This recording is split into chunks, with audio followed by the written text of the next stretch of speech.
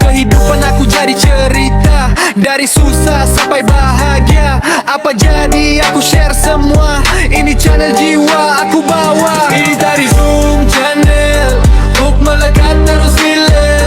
Di perangkap gegar malam, konten padu tak pernah diam. Ini dari Zoom Channel, baris laju rentap nadi. Oh, mati je. Tak sawa. Tengok macam tengah penat je. Okey. Pakai tangan lah bang. Ha? Tangan ni ha. Cium dulu. Ular lepak kat kedai mamak. Sikit.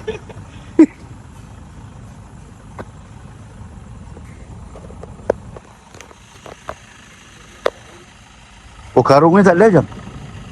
Ada pun saya dah bawa. Ya, tengok. Ini kan?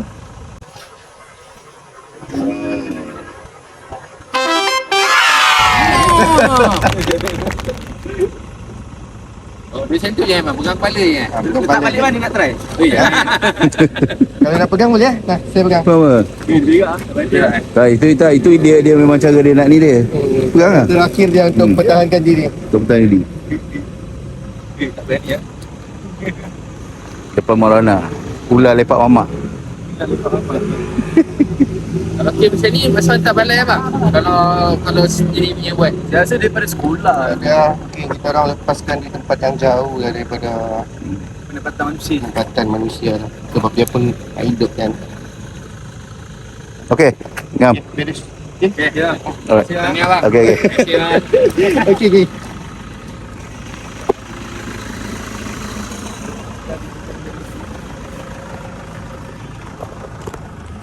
Selesai. Alhamdulillah. Mana karungnya macam? Ni belakang. Ya. Ah. Selesai sudah. Selesai. Show time. Tangkapan ular. Terus tangkap macam tu saja. Ya betul. Sudah mau jadi tutorial. Okey, Mat.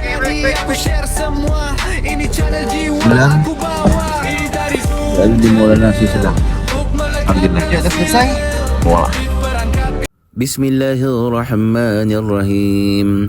اللهم إني أسألك بأن لك الحمد لا إله إلا أنت المنان بديع السماوات والأرض يا ذا الجلال والإكرام يا حي يا قيوم صدق الله العظيم.